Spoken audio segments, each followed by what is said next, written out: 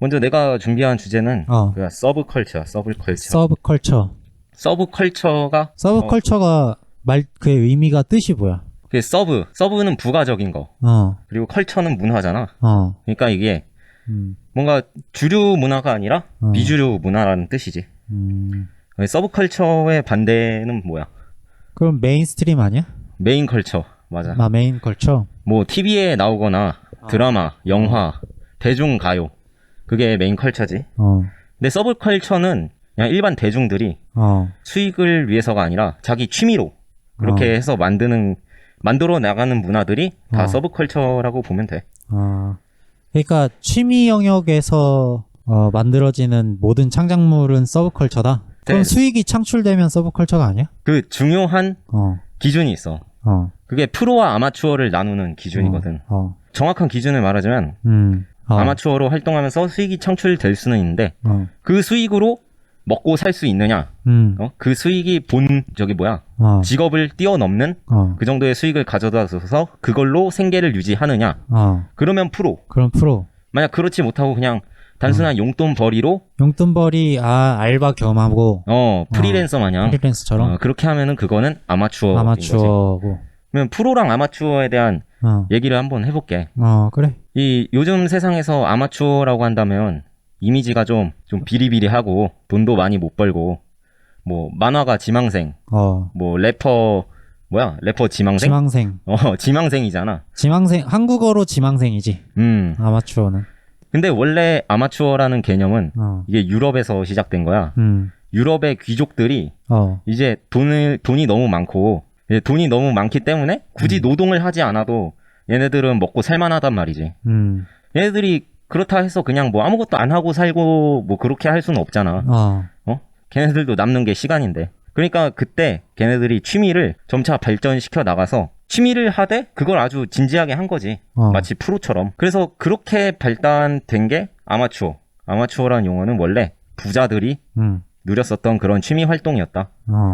그런 거야. 그래서 그 아마추어들이 활동하는 무대가 서브컬처인 거지. 아마추어들이 마음껏 뛰놀 수 있는 그 무대가 그 서브컬처다. 근데 서브컬처는 이제 뭐 온라인 속에서 그 환경이 존재할 수도 있는 거고. 그렇지. 오프라인에서도 그렇게 뽐낼 수 있는 환경이 있는 거야. 그렇지. 근데 오프라인부터 먼저 말해줄게. 이제 서브컬처에서 종류? 서브컬처의 종류? 종류라기보다 이 서브컬처 하면은 빼놓을 수 없는 게 역시 일본이지. 일본 완전 그 취미의 나라잖아. 취미 대왕국인데. 취미의 왕국이지, 일본이. 거기에서 이제 제일 유명한 거는 코미케라고 하는 오프라인 행사가 있어. 그 코미케가 1975년부터 시작해서 지금 뭐 일본에서 제일 큰 오프라인 그런 서브컬처 행사라고 할 수 있어. 원래 처음 시작은 걔네들도 그냥 서클이야. 작은 동아리. 거기에서 그냥 만화 하나 읽고서 그거에 대한 이제 낭독회나 아니면은 감상문 그런 거를 그냥 공유하는 그런 동아리였어. 우리나라로 치면 뭐 대학교 동아리 같은 거지. 대학교 애니 동아리 뭐 그런 걸로 시작했는데 처음에 그렇게 작게 시작했다가 이게 점점 유명세를 타고 그리고 거기에서 다루는 장르가 있을 거 아니야. 예를 들어서 내가 철한 아톰을 봤는데 그 아톰이 너무 재밌어서 그거에 대한 막 교류회를 시작하다가 근데 아톰이 갑자기 애니메이션이 엄청나게 흥행해버려. 그러면 그 아톰에 관심 있던 기존의 사람들도 그런 행사가 있었구나 하고서 그 오프라인 행사에 참여를 하게 되는 거지. 그런 식으로 뭘 교류를 해? 아톰에 대해서 아톰에 대해서 감상문 서로 토론하고 논평하고 뭐 누가 등장인물 중에서 누가 제일 센가 뭐 그런 거. 그래? 그런 처음에는 진짜 그냥 모임이네. 모임. 그냥 모임이야. 소모임에서 시작했네. 그걸 좋아하는 사람들끼리. 그게 몇 년도야? 그게 1975년. 75년이면은 그거 아니야. 너 70년대네. 무한 자유의 시대네. 그때가 버블인가? 그때가 일본이 70년대부터 정확히 얘기하면 60년대 후반부터 초호화 성장의 길로 들어서 무한 자유, 무한 창작, 창작 자유의 이제 경제적 부유함을 밑거름 삼아서 자유분방함이 이제 자기 표현이라던가 그런 게 무한한 창작물이 표출되던 시기야 그게. 70년대, 60년대 후반부터 이제 80년, 70년 후반엔 버블이 무너지지 이제. 어. 80년대 중후반에 버블이 무너지지. 아무튼 뭐 그 전까지는 아주 살기 좋았다 일본이. 그러니까 그 뭐 우주전함 야마토, 뭐 기동전사 건담 이게 그때 당시에 방영됐던 애니메이션이거든. 퀄리티 엄청 좋아.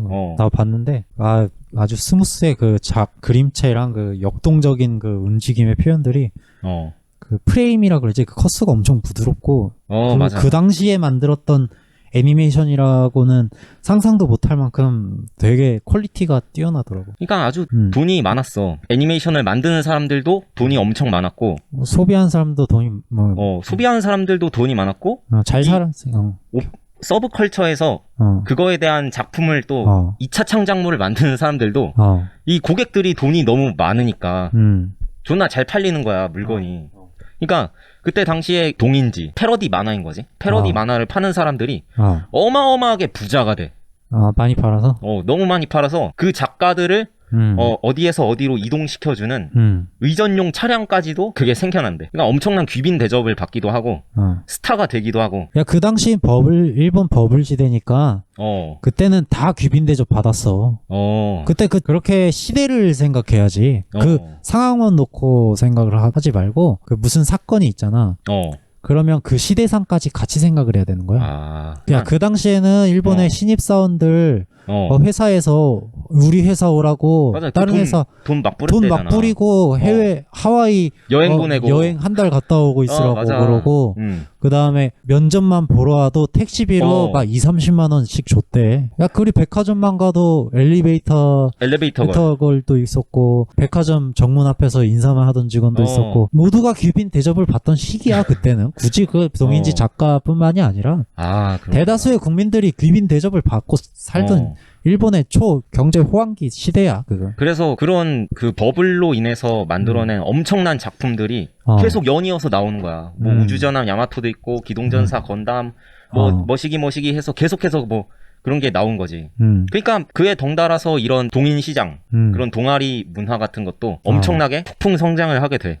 그래서 얘네들이 애니메이션이라는 게 원래는 어린이들을 위해서 만들었던 거거든. 그렇지. 애들 보라고 만든 거야. 뭐 기동전사 건담도 애들만 하지. 애들만 해야 사실. 뭐 내용이 좀 뭐 시리어스하긴 한데 이 사람들이 아니메 신세기 선언 대회라는 걸 이 코믹 마켓에서 하게 돼.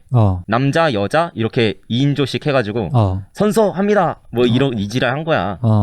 그 선언문의 주요 골자는 이제 더 이상 애니메이션이라는 게 어린 아이들만의 문화가 아니다. 우리 성인들도 즐길 수 있는 거다. 그래. 그러니까 그게 뭐 오타쿠의 시작이야 그게. 성인 오타쿠들이 막 엄청나게 많이 생겨난 거지. 그래서 그게 뭐 2000년대 이전의 얘기인 거고. 그래, 오프라인 행사에는 그렇게 동인지도 판매하고 음악 같은 걸 만들기도 하고. 그리고 점차 얘네들이 이제 기술이 발전하다 보니까 이제는 게임도 만들고. 그러니까 뭐 별의별 거를 다 만들어서 음악, 게임, 이제 애니메이션 만화는 이제 미술 분야고 시각 미술이고 청각 음악도 있고 그러니까 아주 다양한 장르가 있어. 막 그에 따른 상품도 출시가 되고. 아니 뭐 코스플레이도 하잖아. 코스플레이거든 이제 체험이지. 체험이기도 하고 그 코스프레 한 사람을 찍는 전문 사진가들도 있고. 나는 그 코스프레 하는 사람들도 다 예술가라고 봐. 그것도 그치. 예술이야 어떻게 보면. 그냥 모든 우리가 생각할 수 있는 대부분의 것들이 다 어떤 그런 서브컬처 문화에도 존재를 한다는 거지. 서브컬처의 규모가 아주 커졌구만. 그래서 그 커진 거에 이제 일조하게 되는 나는 뭐 이제 젊은 오타쿠잖아. 그렇지. 그래서 나는 뭐 요즘 거밖에 잘 몰라. 사실 옛날 거는 잘 모르고. 그래서 그거를 또 크게 만든 어떤 장르가 또 생겨난 게 보컬로이드라는 게 이제 2000년대 이후에 생겨나. 보컬로이드는 야마하라는 일본의 어떤 악기 회사지. 거기에서 만든 그냥 소프트웨어야. TTS야, TTS. 근데 얘네들이 진짜 대단한 게 그 TTS조차도 그거를 캐릭터화 시켜서 어떻게 소프트웨어 상품을 만든 거야. 근데 그 캐릭터 디자인이 굉장히 좋고 그게 굉장히 기능적인 소프트웨어라서 아주 오타쿠들이 그걸로 환장을 해. 보컬로이드야 하여튼 환장을 하는데 때마침 일본 온라인에서 니코니코 동화라고 하는 영상 플랫폼이 등장을 해. 유튜브 같은 거지? 맞아. 일본의 유튜브지. 어떻게 보면 유튜브보다도 굉장히 앞서 있는 그런 인터넷 사이트인데 이제 그 니코니코 동화와 보컬로이드라는 음성 합성 엔진 그리고 오타쿠들 이 셋이 시너지를 일으켜서 그 니코동에 굉장히 많은 보컬로이드 음악들이 우후죽순 쏟아지게 되는 거야. 청각. 청각 쪽으로도 오타쿠 창작자들에게 날개를 달아주게 된 그런 사건이지. 그리고 진짜 그 유명한 곡을 작곡을 한 그 창작자들은 또 돈도 많이 벌었겠네. 돈도 많이 벌고 완전 뭐 스타지 스타.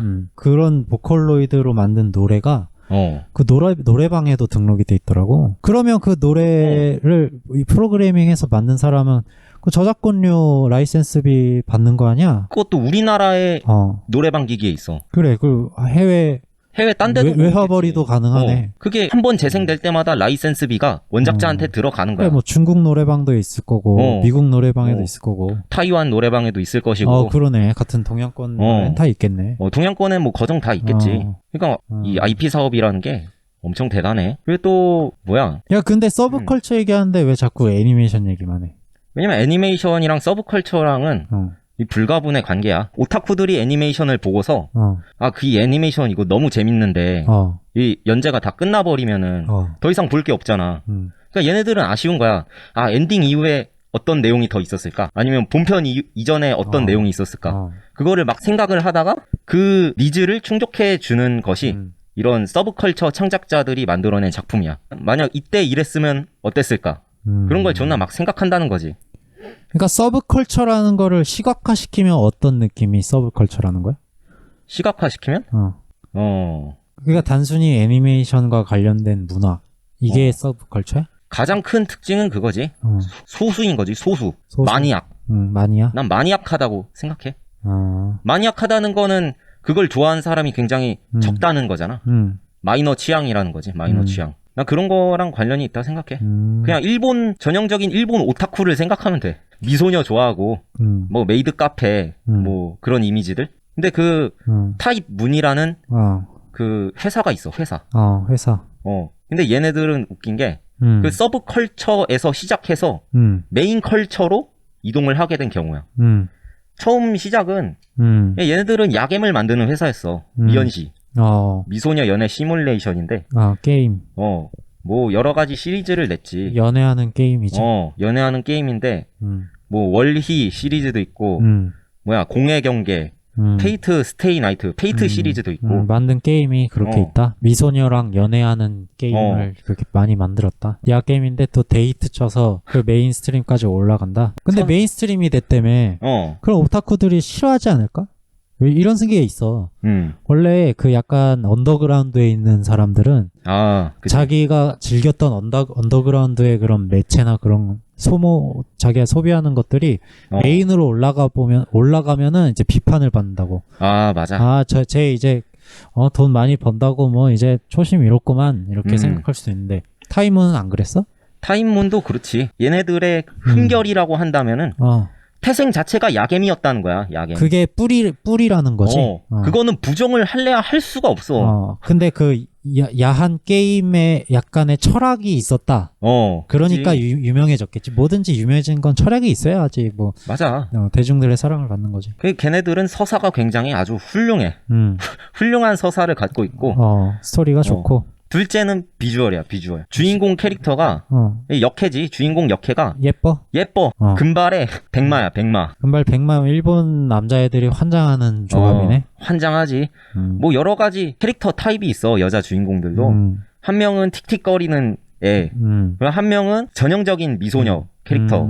한 명은 뭐 로리, 어린애 캐릭터도 있고. 아무튼 뭐 여러 가지 취향을 만족시켜주는 그런 아름다운 비주얼.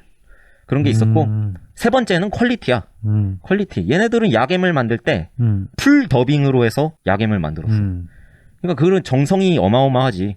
왜냐면 미연시라는 거는 결국에 비주얼 노벨이야. 노벨, 즉 소설을 그냥 하나하나 다 읽어주는 거야. 그러니까 그 성우 비용이 엄청난 거지. 그거를 다 녹음을 하려면 그게. 근데 그게 재밌어? 왜? 소설을 그냥 읽어주는 건데 재밌어 그게? 왜냐면 그 미연시라는 거는 기본적으로 엔딩이 다양해. 그러니까 변수가 많아. 어떤 이벤트에서 어떤 선택을 하느냐에 따라서 그 엔딩의 가지수가 굉장히 많아져. 플레이어가 그럼 선택을 하는 거야? 그지. 플레이어가 선택을 하는 건데 엔딩 하나를 보면은 아니 과연 내가 그때 다른 선택을 했다면 어떤 엔딩이 나올까? 이것도 굉장히 궁금해진다. 그럼 과거로 돌아갈 수 있어? 그러면 이제 다시 플레이하는 거야. 처음부터. 처음부터? 질릴 것 같은데? 아니 근데 요즘 사람들은 그렇게 생각해. 요즘 사람들은 참을성이 없잖아. 뭐 자극적인 게임, 모바일 게임 그런 거 한단 말이야. 근데 우리 어릴 때만 해도 소프트웨어 하나 사서 그거 질리도록 하는 거야. 계속해서. 그지. 엄청 많이 하지. 그거 그냥 게임팩 하나만 사면 그냥 계속 하는 거야. 몇 년이고. 맞아. 몇 년, 맞아. 그래서 옛날에는 그런 게 많았어. 그런 종류. 그리고 그런 게 먹혔어. 맞아. 야, 그 있잖아. RPG 게임 중에 옛날에 에뮬 팩 넣어서 하는 게임. 패밀리 컴퓨터. 뭐야, 그거. 슈퍼 패미컴. 그래, 패밀리 컴퓨터에 내가 진짜 재밌게 했던 게임인데, 그게, 게임 이름이, 뭐였더라? 그 주인공이 열쇠 들고서 하는 게임인데.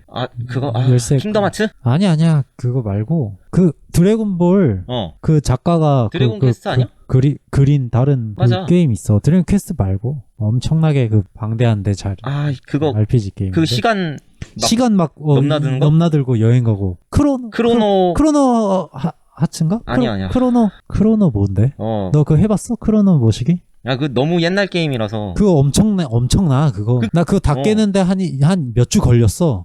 게임 그거 한 팩 다 깨는데. 한 편의 장황한 대서사야, 진짜. 무슨 그렇다 하더라고. 반지의 제왕급이야, 거의. 엄청나게 재밌어. 그 등장인물이 여러 명 나오는데, 그 한 명 한 명의 스토리가 다 있는데, 그거를 다 플레이하는 건데, 너무 재밌다. 내 인생 게임 중에 하나야, 그게.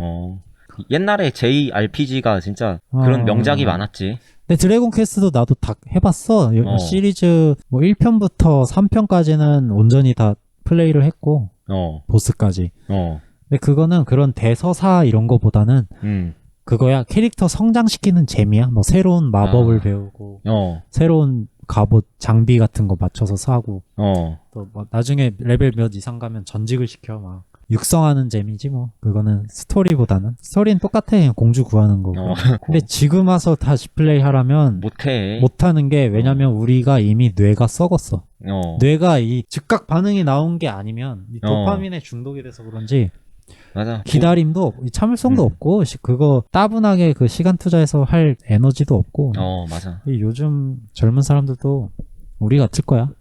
똑같아. 우리보다 더 심했으면 심했지. 그렇게 시간 오래 걸리는 그런 지금같이 빠른 시대에서는 뭐든지 빨라야 되는 세상에서는 다시 즐기기가 참 어려워. 그게 그런 것들이 이제 점점 잊혀져 가는 거지. 근데 얘네들도 그래. 이 페이트 스테이 나이트를 만든 타입 문이라는 회사도 시간이 지나면 지날수록 얘네들도 형태를 바꾸는 거야. 계속 바꿔. 처음에는 미연식 게임을 만들었는데 이제는 뭐 모바일 게임도 만들고 모바일 게임에서 확률형 뽑기 시스템 있잖아. 가차 도박. 그것도 이제 적용을 하고 걔네들도 이제 모습을 계속 바꿔가는 거지. 근데 하여튼 얘네들이 한 2000년대 초반에 만들었던 이 잘 만든 캐릭터 그걸 이용해서 계속해서 소설도 만들고 애니도 만들고 게임도 만들고 별의별 걸 다 만드는 거야 얘네들이.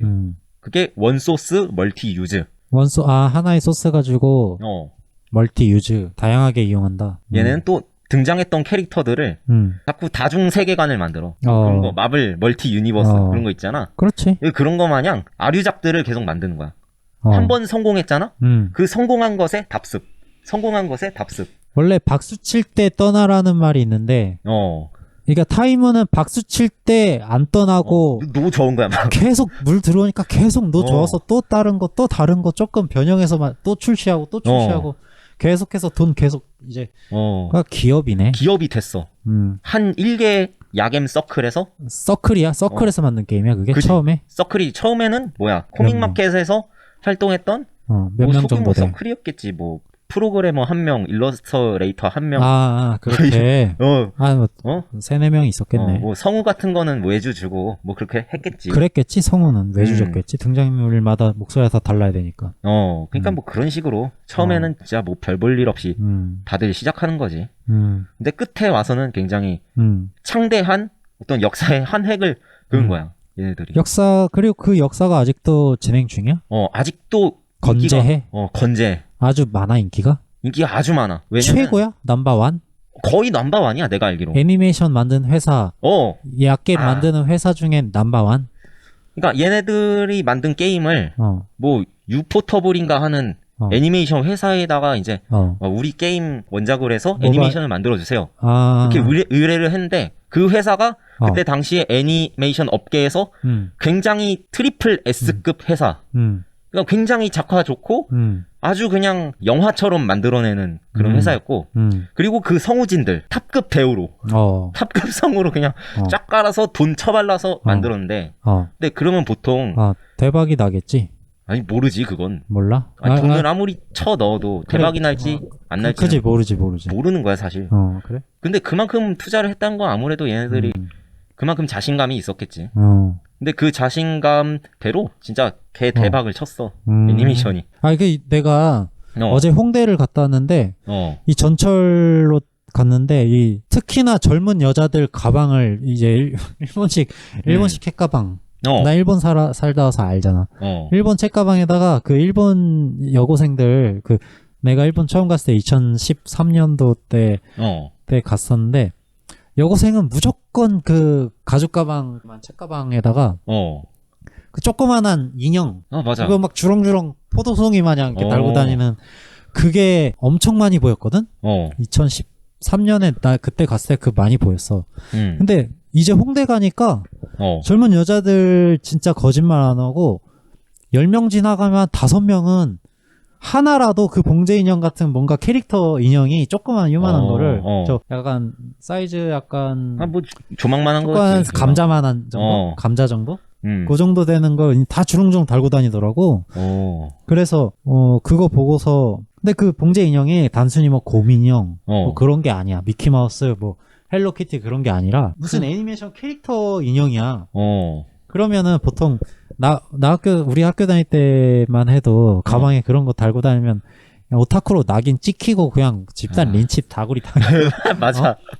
그냥 이마에다가 저기 뭐 불로 지진 다음에 거의 뭐 인장 찍는 거 아니야. 맞아. 노예 인장. 근데 진짜 멀쩡하게 생기고 당연히 멀쩡하게 생겼지. 뭐 사람이 멀쩡하게 생겼는데 하여튼 그렇게 약간 애니메이션 안 볼 것 같이 생겼다고 해야 되나? 그런 바이브 느낌이라 해야 되나? 그냥 평범한 진짜 옷도 잘 입고 패션 감각도 있고 그런 느낌 있는 여성분들이 또 아름다운 여성분들도 그렇고 많이 그렇게 인형을 달고 다니더라고. 그런 거 보니까 이제는 더 이상 이 오타쿠 문화라는 게 뿌리는 서브컬처지만 이젠 그냥 메인스트림이라고 해도 되겠다. 맞아. 나도 거의 그만큼 대중화됐다. 그걸 느껴 나도. 일본 문화라는 게 문화가 사실 문화가 이 국가도 그냥 점령해 버리는 거야 원래. 문화를 전파하면은 갑자기 사회 얘기를 하는데 문화의 힘이 총칼보다 강하잖아. 인종도 불문하고 인종 불문, 언어 불문, 맞아. 나이 불문. 모든 어떤 한 문화라는 게 우리나라도 이제는 그거야. 서브컬처가 대중화가 됐어. 이제 그 애니메이션이나 그런 쪽은 맞아. 대중화됐고 이제 이상하게 안 봐 그거. 맞아. 이제 이상하게 절대 안 보고 대중화 안 된 것들 문화 그런 것도 있기야 있지. 대중화가 안 됐더라도 양지로 나는 올라온 것 같다는 느낌이 들어. 우리나라에서 굉장히 마이너한 취향이라고 한다면 이제 펄이라고 하거든. 펄이? 그거는 그게 뭐야? 펄이가 뭐야? 펄이는 영어 영단어로 털, 짐승 뭐 이런 뜻이야. 그러니까 인간이랑 동물이랑 어떻게 좀 반반씩 섞어서 만드는 동물 캐릭터라고 보면 돼. 그림이야 그냥? 캐릭터인 거지. 캐릭터 종류. 만화야? 예를 들어서 미소녀라는 분류가 있고 미소년, 미중년, 그리고 펄이, 수인. 수인이 있는 거야. 그러니까 종류인 거야. 어떤 그게 그런 문화가 있다고? 근데 그게 굉장히 마이너 문화였어 원래. 마이너인데 요즘 들어서 홍대 그런 펄이를 좋아하는 오프라인 행사 그걸 좋아하는 사람들이 모여서 야 그럼 그 코스프레를 어떻게 해? 그런 거는? 그 인형 슈트를 입어. 전신 인형 슈트. 그런 걸 입고. 나는 뭐 예를 들면 펄이 메이드 카페 이런 데 있어가지고 펄이니까 그지. 메이드 복장을 하는데 몸에 막 털옷 막 이렇게 붙여가지고 가짜 털 같은 거 붙이고 그런 거 아니야? 막 고양이 귀 같은 거 이런 거. 그지. 이제 귀 머리띠 하고 꼬리 달고 그런 건 아니고 인형 슈트를 입는다. 근데 홍대 그 메이드 카페가 꽤 있더라고. 내가 어제 가보니까. 그러니까 요즘 들어서 막 별게 다 생겼어. 메이드 카페도 있지. 뭐야 그거 애니메이션 굿즈샵도 있지. 그리고 지하 아이돌도 들어섰잖아. 지하 아이돌도 있대. 근데 깜짝 놀랐어 나는. 지하 그러니까. 아이돌은 일본에서도 그게 굉장히 마이너한 문화인데 한국에까지 아무튼 그렇게 대중화가 된 것 같아. 그리고 사람들도 그거를 이제 아무리 마이너한 취향이어도 뭐 사람들이 오픈 마인드가 된지는 몰라도 그냥 다 정상적으로 그렇게 바라보는 것 같더라고. 야, 나 어제 맨헤라 공원도 갔다 왔어. 맨헤라 공원. 그 우리나라도 있잖아. 그 경의선. 그래 거기 나 가봤어. 궁금해서. 거기가 경의선 숲길인데 홍대 6번 출구에서 걸어서 나오면 있대. 그래서 거기 가봤는데 진짜 있더라고. 아 그래? 그 사람들이 한 6명 정도 앉아있더라고. 아 그렇게 많지 않네. 까만 옷 입고 어떤 어린 여자애는 뭐 마스크 같은 거 쓰고 있고. 근데 앉아서 뭐 자기들끼리 놀고 있더라고. 뭐 춤추거나 그러지 않았는데. 일본은 춤추잖아 모이면. 일본에 이제 코스프레하고 춤추는 동영상 찍는 애들 많이 있었는데 옛날에. 유튜브 대중화 전에 그때는 니코니코 동화 거기가 대세였잖아. 맞아. 그래서 내가 일본을 갔을 때 그 오다이바 공원, 도쿄 오다이바의 거기 공원 같은 데서 삼각대 세워놓고 카메라 이렇게 켜놓은 다음에 그때 일본은 스마트폰도 잘 안 썼어 사람들. 2013년인데 일본 스마트폰 한 보급률이 한 30% 됐으려나? 맞아. 일본은 좀 늦었어. 늦었어. 엄청 늦었어. 우리나라보다 더 늦었어. 맞아. 그래서 카메라 이렇게 삼각대 세워놓고 동영상 코스프레하고 동영상 춤추는 거 음악 맞춰서 찍고 그거 니코니코 동화에 업로드하려고 그런 여자애들 많이 있었어. 야, 하여튼 우리나라도 그 문제야. 어떻게 보면. 뭐가 문제야? 사실 뭐 서브컬처, 뭐 오타쿠 문화 그 문화인 거는 좋다고 해. 근데 그 자기가 본인이 좋아서 하는 건데 뭐 어떡해. 근데 뭐 유해하잖아 솔직히. 좀 근데 심하잖아. 유해한 거는 그 행위 자체가 유해하진 않아. 그게 뭐 코스프레 해가지고 춤추는 거 틱톡에 올리고 그게 유해한 건 아니. 그 사람한테 유해한 건 아닌데 그런 컨텐츠 많이 소비하면 소비할수록 많이 보면 볼수록 나는 좀 뇌가 그런 것들에 좀 절여지는 그 자극적인 맛에 아주 그냥 절구통에 소금 쳐가지고 그냥 절인 뇌를 그냥 절여가 소금에 팍싹 졸여서 김장 다는 것처럼 그런 게 무서워. 그런 자극에 무뎌지고 싶지가 않아. 난데 그래서 SNS 안 하잖아. 나도 안 해. 난 게임도 안 하고. 게임도 안 하 나도. 뭐 드라마, 뭐 TV, 대중매체 뭐 그런 거 잘 안 봐. 유튜브도 자극적인 건 나 일부러 안 봐. 유튜브에서 쇼츠 난 아예 요즘엔 클릭을 안 해. 너무 그거야. 누워가지고 손가락 까딱까딱하면 도파민 이제 영양제 빨듯이 도파민 충족시켜주는 건데. 맞아. 그게 너무 하다 보면은 다 지루하고 이제 더 이상 자극적인 거 안 나오면은 한없이 공허하고 무료해지기 때문에 뭔가 최대한 소비 안 하려고 그러는데. 아무튼 그래서 서브컬처가 내가 홍대 가서 느꼈어. 이제 애니메이션 관련 문화는 우리나라에서 이제 주류가 됐다. 근데 우리나라뿐만이 아니라 그 중국도 대단하던데 열기가 그 서브컬처에 대한 중국 특히 젊은 세대. 중국 걔네들은 또 대단한 게 모바일 게임 강국이야 걔네들이. 그래 그 모바일 게임 최고로 큰 회사 텐센트. 텐센트 있지. 그게 중국 회사잖아. 그 뭐 원신. 그래 원신 만든 데가 텐센트잖아. 그러니까 그런 비스무리한 거를 만드는 회사가 엄청 많아 중국에. 틱톡도 중국이 만들었네. 생각해보니까. 그 바이트 댄스 틱톡에서 만들었고. 그게 또 틱톡이라는 게 또 서브컬처 확산에 한몫했어? 그렇겠지. 뭐 틱톡이라는 게 뭐 코스프레 하고서 댄스 막 치고 뭐 그렇겠지. 근데 진짜 옛날에는 진짜 그 오타쿠라고 하면 멸시당하고 약간 낙인처럼 그랬는데 이제는 뭐 그렇게 말하면은 안 되겠더라. 세상이 대중이야. 대중 매체야. 그런 어떻게 일본 문화가 잠식했네. 그러게 일본 문화도 어떻게 보면은 너무 강력해. 일본 문화. 파급력이 대단해. 요즘에 뭐 케이팝 이러면서 일본인들이 우리나라 문화에 약간 열등감이라 해야 되나? 그런 게 있어. 우리나라 케이팝이 파급력이 셀까? 서브컬처계 애니메이션 만화 그걸 통틀어서 그 일본 문화가 파급력이 클까? 뭐가 더 클까? 한국 문화는 이 영향력이 서구권으로도 진출 많이. 근데 일본 문화도 서구권으로 진출 많이 했는데. 맞아. 일본 문화 뭐 많지 뭐. 양덕이라 그러잖아. 양덕. 닌자, 사무라이 그 일본적인 이미지가 있잖아. 그런 거 좋아하는 사람 많고. 근데 한국 문화는 약간 여자들만 좋아하나? 플러스 느낌이야. 포지티브해. 포지티브. 밝지? 밝아. 왜냐면 그거를 향유하는 사람들도 굉장히 다 밝은 사람들이야. 에너지? 가 느껴지고. 막 댄스 모여서 맞아. 댄스 추고. 인싸잖아, 다. 인싸 느낌. 근데, 놀자, 파티.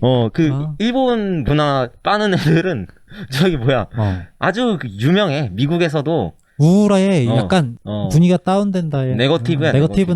네거티브 바이브가 있어. 일본 문화가. 그래서 미국 내에서도 일본 막 애니메이션 좋아하고 드래곤볼 좋아하고 이런 새끼들은 쪼다.